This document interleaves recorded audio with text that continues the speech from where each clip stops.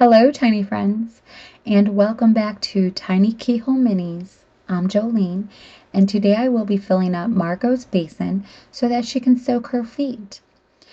I began with marking 2 dots on the very bottom of the basin, and this is going to help me remember where her legs will be sitting because I'm going to fill this basin up with resin, and I'm going to need to create a couple holes in the resin so that her legs can sit inside the resin and she can still be removable. I also have this silicone straw. It is called Squeaky Clean Straw. It opens up for easy clean, and I'm not really sure where my daughter found these straws, but we no longer use this one, so I thought since it was silicone and I was working with resin, this might help with my idea. It is almost the same diameter as the size of her legs, so I'm thinking this might actually work. I don't know. We're going to try it out. I'm going to be trying out some ideas that I have in my head, along with some effect techniques that I learned while working with resin. I want to create some sort of realism in the water, or try to create some sort of realism in the water, and I'll be using 2 pieces. So I'm going to cut 2 pieces down. These aren't the pieces that I'll be using, but I'm just using these to try and figure out what I need. I noticed that when I look at her legs and the way that they're sitting, one is kind of sitting at an angle and one is sitting straight. And I'll show you here what I mean. So you can see one of the legs kind of go in at an angle. So I'll be cutting one of these tubes down slightly at an angle, and then the other one will be straight. So once I get my 2 pieces, my final pieces that I'll be using, I can go ahead and proceed with my idea with those. But I did a practice, and I'll show you the practice. Okay, so I found this fairly large cap that goes to an aluminum can, and you can see that it's a pretty good size. So I thought it would be perfect to use for a practice and see if this idea is going to work. So I cut a little piece, stuck it down, and I did 2 layers of resin, letting the first layer cure and then added the second layer, and it worked perfectly. So I know that I'll be able to create the 2 holes. Her leg fits in really nicely, and this is what it looks like. So I can definitely do the 2 holes. I'm going to be uh, I'm going to try some ideas that I have as far as trying to create some suds and some steam. And I'm going to practice with the suds on this little can cap before I actually commit. And I don't want to ruin my piece that I'm creating in the basin. So I'm going to practice that on this, and then I'll just go from there. Okay, so I think I have the 2 final pieces that I'm going to use. And to begin with, I'm going to fill a solid layer of resin in the bottom of the basin to fill in some of that space. And I made a little mark on the side, and I'm going to fill it just above that mark because there is some space from the bottom of her leg to the bottom of the basin. So I'm going to try to fill that up a little bit. So I'm just going to pour some resin in, cure it, and then I'll begin with the holes. Okay, so I'm using my Melody Susie UV gel light for acrylic nails or UV gel nail polish.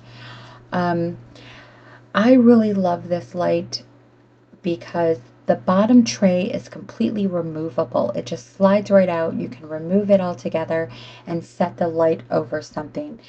As long as it's not taller than the opening. So you have that option as well. And it also has a few different timer settings. So it works really well for the UV gel or the UV resin. And that's why I love it. So this is what I'm using. This is what it looks like in the light, but I have my first layer of resin in, and now I'm going to go ahead and create the holes. Now, since these are silicone, I had to coat the bottoms of these so that when I set them on the resin, they wouldn't fall over. So I tried a few different things. I tried glue dots, I tried tape, I also tried museum wax, and nothing was sticking to the silicone itself. So looking around my space, I picked up my bottle of clear nail top coat. So the nail polish, the top coat. I'll show you what I'm using. And I decided to brush the bottoms with a coat of that. And I know enamel is sticky. I don't want it sticky to the touch, but I'm thinking, when that enamel dries and it's not fully cured overnight, it's still a little tacky, a little sticky to it. And this might actually work. So that's what I did. I let them dry and I went ahead and placed them on the resin and they did not budge. So great solution to trying to keep these from falling over. So now I'm going to go in with my first layer of resin and then I'm going to cure that and come back with the second layer.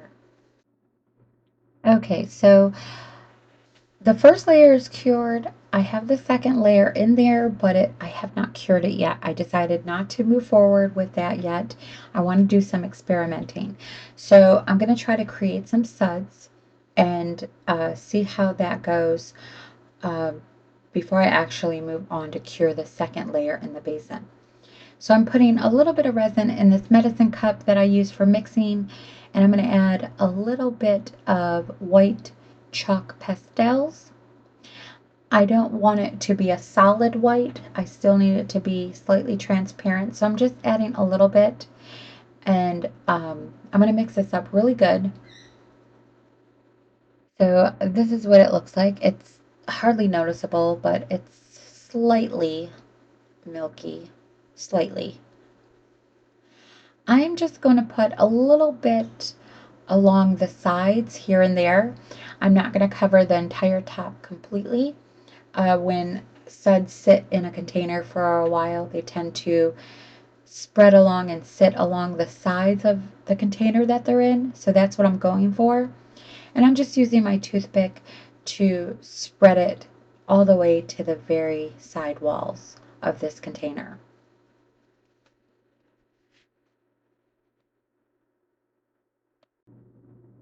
Okay, I have a little cup of Dawn dish soap and warm water, and I've created some suds. And what I'm doing is placing the suds right on top and completely covering the uncured resin. So this is a technique that I learned um, while I was learning about different effects with resin, and I thought I'd give it a try. Um, so I'm just scooping out these suds. I probably have way more water than I need in here. And I could use some bigger suds and a lot more suds. So for the next round, when I do this for the real basin, I actually have less water and I'm able to create bigger suds and more suds. So I'm just taking the suds, I'm spreading it onto the uncured resin, and then I'm going to cure the resin with the suds in them. This is what it looks like. And I'm going to try to create a little bit of steam and see how that works. So I've taken a used fabric sheet and I got this idea from Queen City Minis. Thank you, Shira. She used a used dryer sheet to create spider webs and cobwebs, and it was brilliant. So I thought I can use it to try and create some steam. So that's what I'm going to do. And I'm just setting them in here and seeing how this works out. And then I'm going to come back to this after it's cured. Okay, so this is what it looks like. It's all cured. And what happens is the suds leave the impression in the resin. So it's dried. It's a little soapy, but not much. I mean, that's going to dry. All that texture is left behind and embedded into the resin, and it looks like little bubbles. The steam, I need, I've learned that I need it to be deeper, setting deeper in. So it's a good thing I did not cure that second layer of resin, because I am going to add the steam before I cure that. So this way the pieces sit a little bit deeper inside the resin before I cure it. And then when it's cured, I'll come back and do the suds.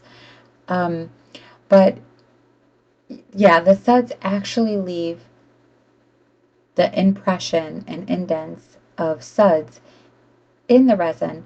But for me, I want them to be more sudsy. I want them to look a little more fuller. And I have an idea.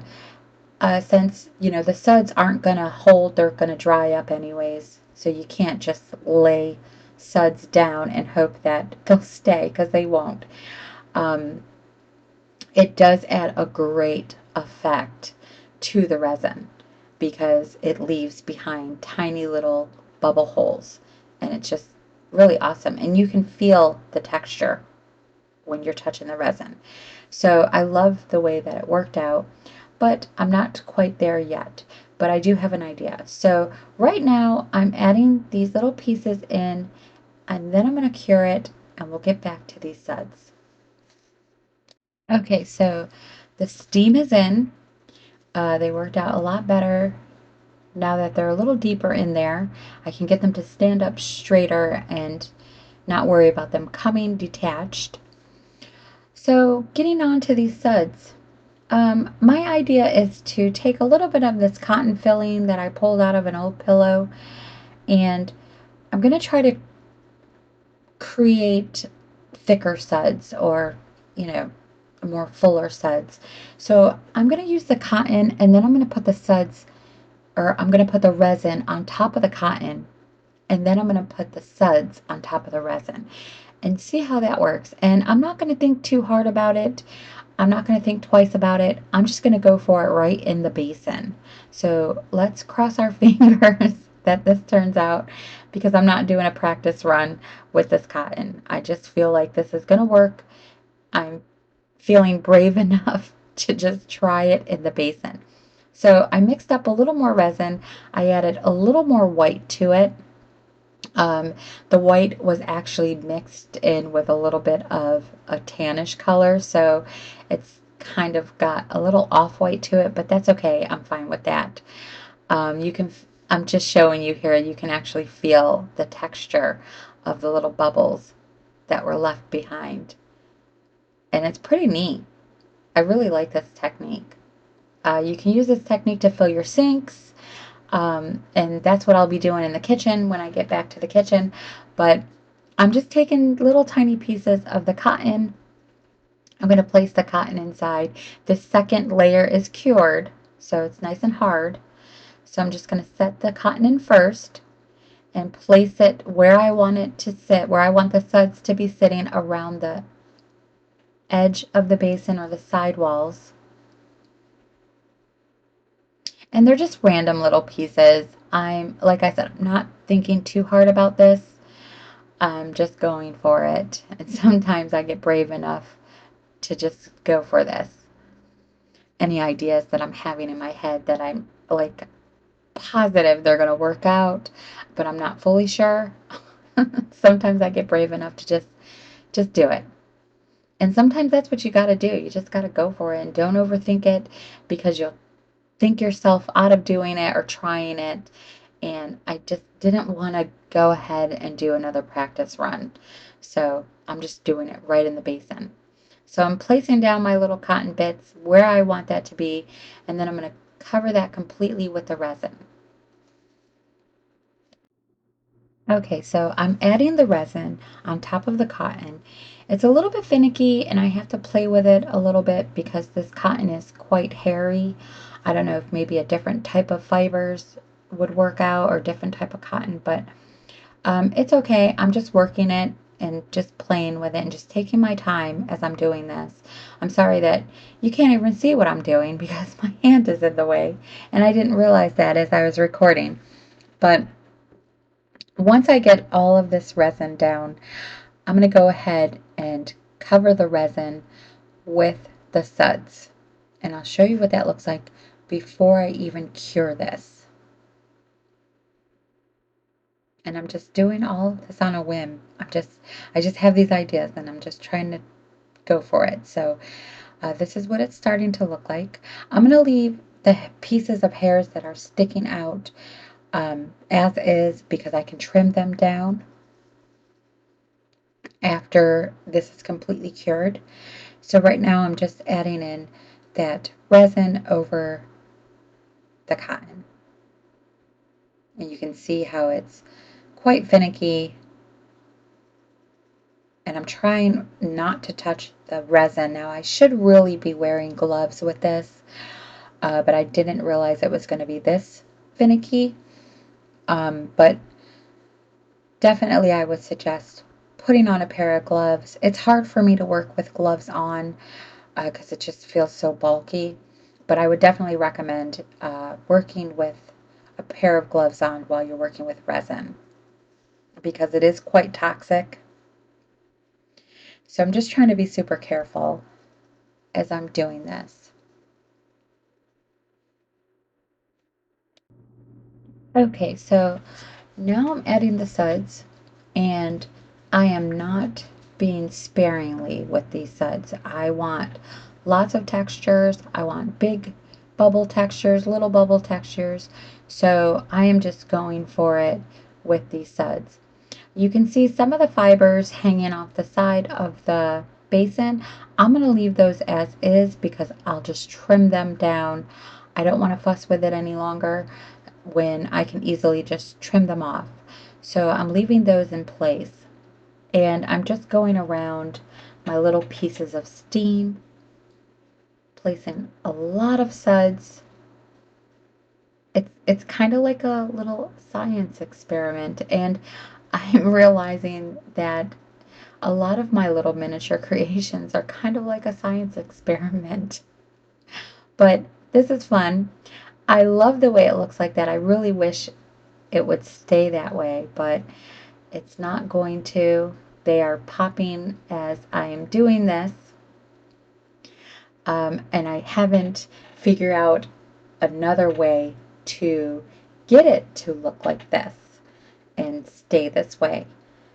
Um, Maybe later on in the future, I will find other ways to create more realistic suds like this. But for now, what I'm going for is gonna have to do. So I'm popping this in the light. This is what it looks like now that it's cured and I've taken it out of the light. I'm gonna pull out the tubes, and I like the way that it's looking. It just needs to be cleaned up some. So I'm gonna remove these tubes, and um, what I'm noticing is that there's a little bubble in this one. I think it's just a soap bubble, but I'm going to go ahead and pop this in the light one more time just to be on the safe side so that if there's any uncured resin in those holes, those can get nice and hard and cured. And then I'm going to bring it back out and I'm going to clean it up some. It just needs a good cleaning. And bring back Margo, test it out. Let's see if this is going to work. There's no going back, so I guess it better work, right? So this is what it's looking like. Giving you a good look. And you can see the different textures, the different size bubbles.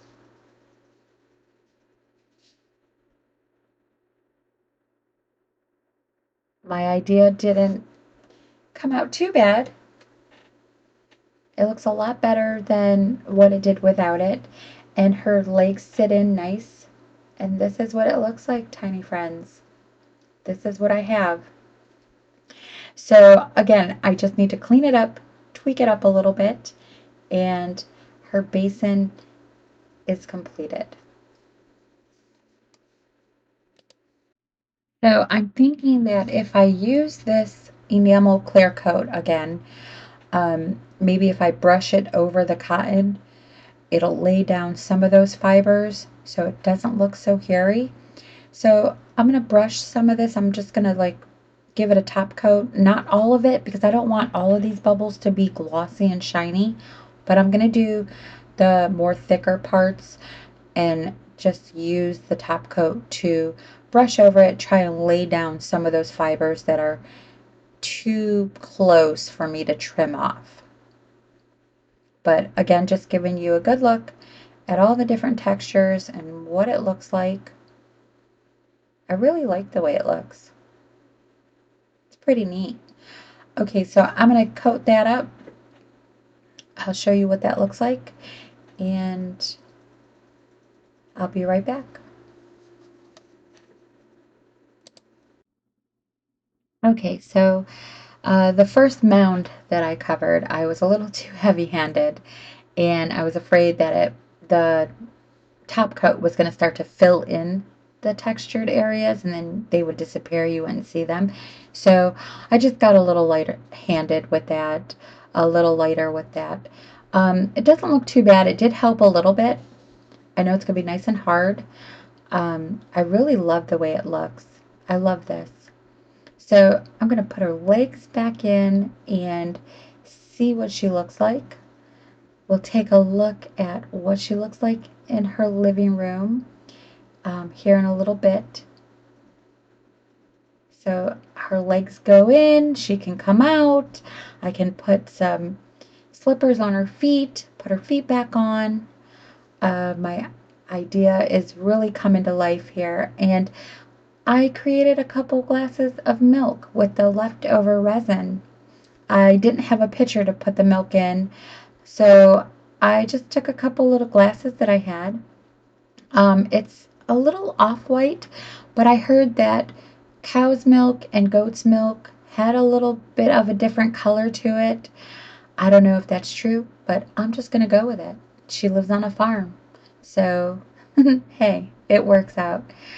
And now she can have a glass of milk with her cake. And then I just set the other little glass on the sink. Okay, tiny friends, that is it for today's video. I hope you have enjoyed it. If you have, please don't forget to click that like button and give it a thumbs up and let me know what you thought in the comments below. I want to thank you all for watching. I want to thank everybody that has subscribed.